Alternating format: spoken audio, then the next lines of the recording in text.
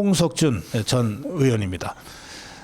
대구 지역에서 재선까지 한 전 국회의원입니다. 재선인가요? 초선입니다. 아, 초선했습니까? 예.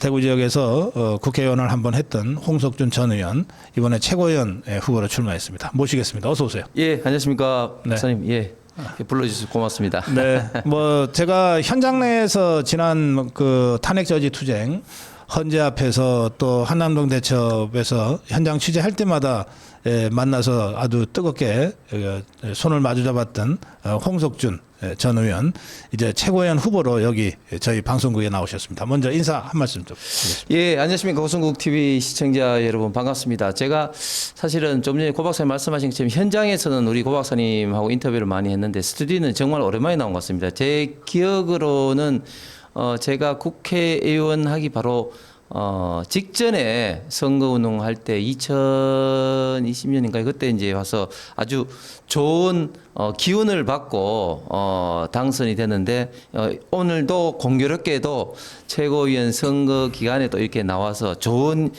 기운을 받고 갈 것 같습니다. 지금 대한민국의 어떤 이런 무더위 못지않게 우리 국민들 지금 짜증나게 하는 게 지금 이재명 정권인데 여기에 대해서 더 짜증나게 하는 거는 아무래도 우리 국민의 힘이 제대로 여기에 대해서 좀 대응을 하지 못하고 자중질환을 넘어서 뭐 사분오열되고 있는 그런 어떤 모습들이 아닌가 생각합니다. 이런 어떤 측면에서 저도 현재 뭐 방송에서 현장에서 뭐 민주당에 대해서 싸우기도 하고 있지만 국민의힘에 대해서 누구보다도 좀 걱정과 고민이 많았던 사람으로서 그냥 계속 뭐 이야기만 할 수는 없다. 제가 생각하고 있던 바를 조금이라도 좀 시도하고 변화하기 위해서 이번 최고위원회 좀 출마를 결심하게 되었습니다. 많은 성원 부탁드리겠습니다.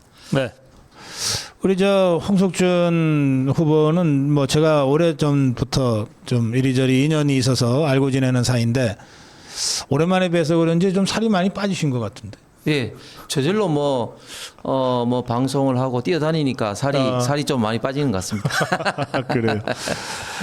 지금 뭐 이미 인사 말씀 중에 나왔습니다만 국민의힘이 도대체 왜 안 싸우냐 이렇게 무능한 정당을 어떻게 우리 자유파의 대표를 정책 대표체라고 할 수 있냐 이런 그 정말 분노하는 민심들이 뭐 술술 끓고 있는데 대구 경북 지역에 특히 좀 그런 민심이 좀 강하지 않습니까? 예, 더 하죠. 왜냐하면 예. 잘 아시지만 자유우파의 가장 큰 지지 기반이 대구 경북인데 그만큼 대구 경북의 시도민들은 이런 이재명 정권의 무도함을 넘어서 대한민국을 자유대한민국을 정말 말아먹고 우리 미래에 대한 어떤 청사진을 정말 암흑으로 만들고 있는 이런 어떤 모습들에 대해서 대단히 분노를 하고 있습니다. 어떤 지역보다도 지금 이재명 정권의 행태에 대해서 분노를 하고 있습니다. 그런데 그런 어떤 분노하는 지역에서 정말 계속해서 뽑아준 국민의힘 의원들이 제대로 역할을 하지 못하는 것에 대해서는 더 분노를 하고 있는 것이 사실입니다. 특히 그 최근 이제 국민의힘의 지지도가 정당 지지도가 뭐 여론조사에 따라 좀 다르지만 10%대로 추락한 여론조사가 여러 번 발표됐거든요. 그렇죠. 네. 그리고 그 중에서도 그 대구 경북 지역의 국민의힘에 대한 그 비판 여론이 매우 높다라고 하는 게 계속 보도되고 있는데요. 심지어는 대구 경북에서 민주당에 뒤지는 그런 여론조사도 나오고 있습니다. 대구 경북에서 그만큼 참 충격적이라고 할 수 있는데요. 사실 대구 경북이라고 해서 마냥 또 국민의힘을 지지하지 않습니다. 예를 들면 과거로 거슬러 올라가면 박정희 대통령 때 그리고 김대중 대통령 때는 뭐 71년도로 기억나는데 그때 뭐 거의 뭐 비슷한 경우도 많았었습니다. 그만큼 대구 경북에도 상당히 우파 보수 기반이 강하지만 그러나 좌파적 생각을 갖고 있는 분들도 적지 않죠. 또 최근에는 지금 김부겸 총리 같은 경우도 당시에 국회의원 선거에서 이기기도 했습니다. 그랬어요. 예, 그 당시 김문수를 상대로 네, 해서 이겼죠. 2016년도였습니다. 네. 그만큼 굉장히 이제 좀 우파 기반의 정치 어떤 성향을 갖고 있는 분들이지만 그러나 이것이 아니다고 할 때는 어떤 지역보다도 더 무섭게 칼을 휘두른다, 회초리를 휘두른 지역이다. 그렇게 좀 생각을 좀 하고 있습니다. 저는 그런 것들이 지금 이제 임계치까지 지금 올라오고 있는 것 같습니다. 한번 폭발할 가능성도 있는데 그렇기 때문에 더더욱 국민의힘이 좀 정신을 차려야 되고 그런 측면에서 이번 전당대회가 네. 어떤 시기보다도 좀 중요한 전당대회가 될 것 같습니다. 그 대구 경북이 이제 어느 다른 지역보다도 회초리 들 때는 매섭게 든다고 그러셨는데 그 역사적으로 보면 그 3당 합당으로 민자당이 만들어진 후에 김종필 대표가 탈당을 해서 자민련을 만들었을 때 그때 대구 경북에서 이 자민련 표가 뭐 무더기로 나왔습니다. 또 차마 좌파한테는 줄 수 없을 때는 무소속을 대거 당선시키기도 했어요. 친박연대. 예. 뭐 친박연대가 또 대구 경북 지역에서 그렇습니다. 대거 당선되기도 하고. 그러니까 대구 경북의 민심을 우습게 보면 안 됩니다.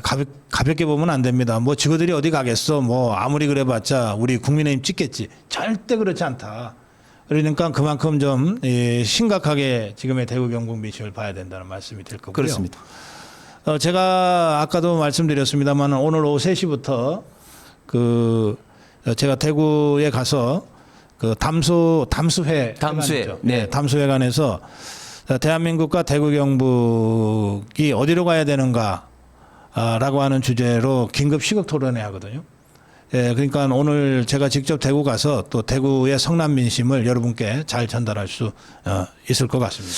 저도 당연히 가야 되는데 뭐 여러 가지 좀 일정으로 참 가지 못해서 대단히 좀 아쉽게 생각합니다. 담수회라는 곳이 대구에서는 굉장히 또 상징적인 곳입니다. 왜냐하면 대구 중심부에 있는데 대구의 과거의 전통적인 유림들이 만든 곳이거든요. 그래서 지금도 아주 활발하게 활동을 하고 계시고 소위 말해서 대구의 어떤 식자층들이 모여 있는 그런 어떤 곳이기 때문에 굉장히 좀 상징적인 곳이다. 그리고 오늘 하는 행사도 굉장히 좀 의미가 있는 게 지금 대한민국이 지금 어려운 이런 상황에서 대구 경북은 과연 앞으로 어떻게 해야 되느냐 이런 어떤 측면에서 담수회 여러 어른들이 좀 고민을 하던 끝에 오늘 행사를 준비하신 것 같고 그 중에도 특히 또 키 어떤 스피커로서 우리 또 고성국 박사님을 또 모신 것 같은데 아주 시적절한 행사이고 중요한 행사인 것 같습니다. 예. 오늘 저희가 이 대구에서 열리는 긴급 시국 토론회는 그 녹화로 촬영을 해서 오늘 중에 여러분께 공개하도록 그렇게 하겠습니다. 자, 지금 왜 싸우지 않느냐 이 말씀들을 많이 하시는데 우리 홍석준 후보는 국회의원도 한번 하셨었기 때문에 네네. 그 원내와 원외 지금 최고위원 후보가 12명인데 보면은 원내 현역 국회의원이 한 명인가 두 사람입니다. 둘인가 예, 그렇잖아요. 신동욱, 최수진. 예, 신동욱하고 최수진. 예. 예. 근데 죄송합니다. 이 사람들이 뭐 최고위원이 될지 안 될지는 이제 결과를 봐야 되는 문제고 어떤 경우에는 그 원외 최고위원들이 주로 당 지도부가 아무래도 다수가 구성이 될 가능성이 많단 말이에요. 그렇게 되면은 아까 제가 우리 김태우 후보한테도 질문 드렸는데 막상 1차 전선은 원내인데 국회인데 국회의원들이 제대로 안 싸울 때 원외의 현역 의원이 아닌 최고위원들이 할 수 있는 일이 뭐 있겠느냐 이런 질문 제가 드렸는데 똑같은 질문 드리겠습니다. 굉장히 많이 있습니다. 제가 지금은 이제 원외로 있지만 이제 원내에서도 생활을 하다 보면 이제 원내가 해야 될 역할은 결국 이제 입법이라든지 예산이라든지 그리고 이제 국정 감사를 통한 어떤 정권 어떤 통제라고 볼 수 있는데 근데 원내가 또 할 수 없는 일들도 굉장히 많이 있습니다. 예를 들면 일단은 기본적으로 어떤 당의 어떤 그 구체적인 어떤 제도적 어떤 기반을 갖추는 일이라든지 또 시민사회단체와 같이 이제 연합하는 어떤 문제라든지 특히 정권을 어떤 비판하는 데 있어서 원내가 해야 될 역할도 있지만 원외에서 예를 들면 뭐 방송활동은 물론이고 각 어떤 시민단체 내지는 어떤 서명운동이라든지 원외가 해야 될 역할이 사실은 가장 많죠. 거기다가 더 중요한 건 이런 게 있습니다. 지금 많은 국민들 특히 우리 당의 지지자들께서 왜 싸우지 않느냐 이야기를 하는데 사실은 많은 사람들이 싸우지 않는 국회의원을 비판합니다. 그러나 더 중요한 것은 그렇게 밖에 될 수 없는 구조 시스템을 비판하고 그걸 개선해야 됩니다. 네. 저는 이번에 최고위원 나오는 목적이 뭐 저도 뭐 현장에서 방송에서 누구보다도 지금 현재도 열심히 싸우고 있지만 그러나 최고 지도부는 싸우는 사람보다는 모든 현역 의원은 물론이고 사람들이 싸우고 투쟁하고 또 역량을 높이는 그런 어떤 당 시스템을 만드는 어떤 그 자리가 사람이 지도부 아니겠습니까? 네. 저는 그런 것에 대해서는 누구보다도 잘할 자신이 있다. 그렇게 아하. 생각을 하기 때문에 이번 선거에 좀 출마를 하게 되었습니다. 조금 더 구체적으로 말씀을 좀 드리면 이런 겁니다.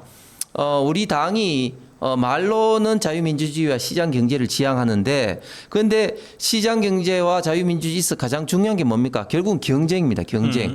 그런데 그런 경쟁적 요소가 정작 우리 대한민국의 가장 중요한 우파 보수의 어떤 본산이라고 할 수 있는 국민의힘에는 잘 적용이 안 돼요. 어허. 예를 들면 당 운영 과정도 그렇고 공천 과정에도 보십시오. 당 지도부가 말로는 처음에는 뭐 경선 이야기하다가 막판에는 항상 보면은 낙하산 공천이 이루어집니다. 이번 22대 때도 한동훈 같은 경우 국민공천이라는 이름으로 수없이 많은 국민공천을 했죠. 그런데 보시면 김상욱이처럼 그런 사람들 어디 갑니까? 아하. 민주당이라든지 안 싸웁니다. 예. 자, 그렇게 되기 때문에 기본적으로 이번에는 정말 우리 당이 지향하는 시장 경제 자유민주주의의 경쟁 체제로 가야 된다. 네. 그다음에 중요한 것은 또 뭐냐면 그런 것들을 당 지도부가 바뀌더라도 함부로 바꿀 수 없도록 당은 당규의 못을 박아야 된다. 자, 그다음에 더 중요한 게 있습니다.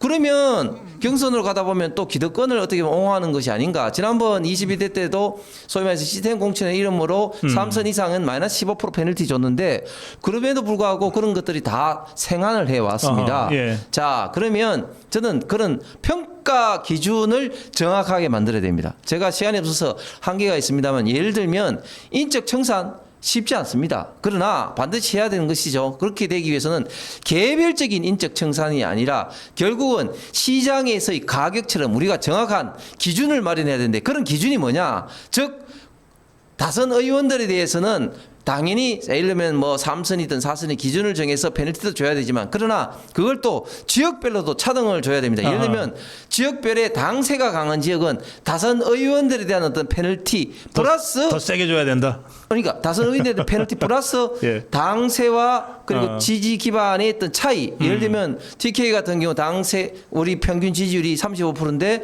TK는 55%다. 그러면 플러스 25%를 더 페널티를 주는 아하, 것이죠. 예. 그런 식으로 이제 저는 공천 기준을 만들어요. 그 다음에 여러 가지 평가 기준도 이제 디테일로 이제 가서 예를 들면 민주당 같은 경우는 현역 의원을 평가하는데 크게 세 가지 분야, 즉 의정 활동, 지역 활동, 그다음에 이제 국민 소통 분야로 나눠서 평가합니다. 이 국민 소통 분야에는 또 세부 지표로 예를 들면 시청률 1% 이상의 뭐 방송을 몇 회 이런 지표까지도 있습니다. 예. 그렇기 때문에 방송가에서 속된 말로 좌파 패널은 구하기 쉽지만 우파 패널은 어렵다 그렇게 이야기가 나오지 맞아요, 않습니까? 맞아요. 왜? 예. 우리 당은 그런 걸 평가를 안 합니다. 아하. 그러니까 혹시라도 또 말 한마디 했다가 뭐 강한 발언이 실현했다든 완전히 융단 폭격을 받으니까 아하. 예. 이제 피하는 것이죠.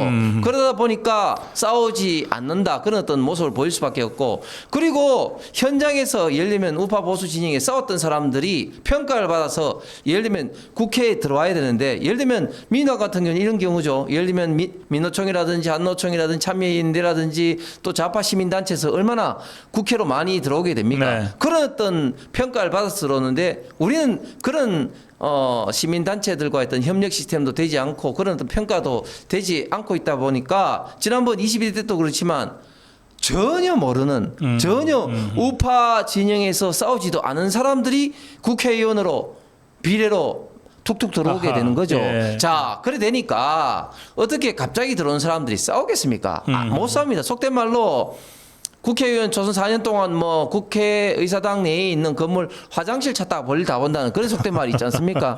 그렇기 때문에 싸울 수 없는 지금 예. 시스템이 되어 있다. 그래서 저는 국민들이 원하는 이재명 정권의 잘못된 점에 대해서 과감히 싸우고 그리고 역량을 높일 네. 수 있는 그런 시스템을 만드는데 제가 좀 디테일과 그다음에 좀 생각이 좀 있다는 알겠습니다. 말씀을 드리겠습니다. 예. 그런데 여기 댓글에는 홍석준 후보님 너무 착하고 겸손하셔서 우리는 싸울 사람이 필요한데 점점점 이런 댓글이 나왔네요. 어떻게 생각하세요? 제가 그 말씀 맞죠? 뭐 착하고 겸손한 뭐 모르겠습니다. 그것도 뭐 평가에 따르겠지만 맞는데 제가 지금 21대 때도 그렇고 지금 현재도 그렇고 방송에 가장 많이 출연하고 있는 사람입니다. 아하. 유튜브도 그렇지만 방송에 가장 많이 출연하고 있는 사람입니다. 시청자 여러분들께서도 유튜브도 중요하지만 방송에서 좌파 패널들과 좌파 진영에 있던 국민들, 중도층에 있는 국민들에게 얼마만큼 호소력 있는 이야기를 하느냐. 이게 굉장히 좀 중요한 거죠. 그 다음에 실제 현장에서도 예를 들면 2월 8일 동대구역 세이브 코리아 그때 집회 현장에서 예. 정치인으로서 저 혼자 발언을 했습니다. 아하, 그 다음에 예. 헌법재판소에서 우리 고성국 박사님 그때 단식하는 것 때문에 지금도 사실 건강이 좀 많이 지금 회복하셨으면 안 좋으시면은 저도 그때 방송이 뭐 중간중간에 그리고 밤마다 그곳에 가서 또 목소리를 좀 높이기도 했습니다. 네. 지금 현재 현장에서도 또 마찬가지입니다. 그래서 싸우지 못한다. 그거는 절대 좀 동하기는 어렵습니다. 알겠습니다. 예. 마무리 한 말씀 듣겠습니다. 예, 국민 여러분 그리고 우리 고성국 고박사 우리 시청자 여러분 너무너무 감사합니다. 어려울 때도 너무 우리 우파 진영의 든든한 버팀목이 되어 주셨습니다. 지금 국민의힘이 제대로 역할을 못하고 있는 것에 대해서 다시 한번 사과의 말씀을 드립니다. 이번 전당대회를 통해서 정말 제대로 된 어떤 당의 어떤 모습을 보여야 됩니다. 그러기 위해서는 우리 국민의 힘이 역량 있고 그리고 싸울 수 있는 정당으로 변모를 해야 됩니다. 그러기 위해서는 구체적으로 디테일과 이것을 할 수 있는 구체적인 방법론이 아는 사람, 특히 도덕성과 그리고 말의 무게가 실린 사람이 되어야 됩니다. 저 같은 경우는 22대 때 경선 기회도 없이 공천에서 탈락을 했습니다마는 당의 부름을 받아서 고민 끝에 당시에 선대위 상실에서 상실장으로서 끝까지 민당과 맞서 싸웠습니다. 결국은 우리 당은 이 공동체가 아닌 가치 공동체가 되어야 됩니다. 이 자유민주주의와 시장경제라는 이 가치를 지키기 위해서 올바로 싸울 수 있는 그런 정당으로 환골탈퇴해야 됩니다. 그러기 위해서 제가 정말 공천혁명과 구체적인 합리적인 평가 기준을 통해서 제대로 싸울 수 있는 사람 그리고 청년들 그리고 많은 우파 진영의 사람들이 우리 당을 사랑하고 당으로 올 수 있는 그런 좀 시스템으로 만들 수 있다는 그런 좀 생각을 갖고 이번 전당대회 출마를 하게 되었습니다. 최고위원으로서 물론 100% 다 할 수 있는 상황은 아니지만 지도부로서 누구보다도 잘 할 수 있는 저 홍석준을 좀 기억해 주시고 성원해 주시기를 부탁드리겠습니다. 네. 당을 싸울 수 있는 정당으로 만들기 위한 시스템 개혁의 전문가다. 예, 이렇게 말씀드릴 수 있겠습니다. 자, 우리 최고위원 후보 홍석준 후보와의 대담 여기서 마무리하겠습니다. 고맙습니다. 고맙습니다. 감사합니다.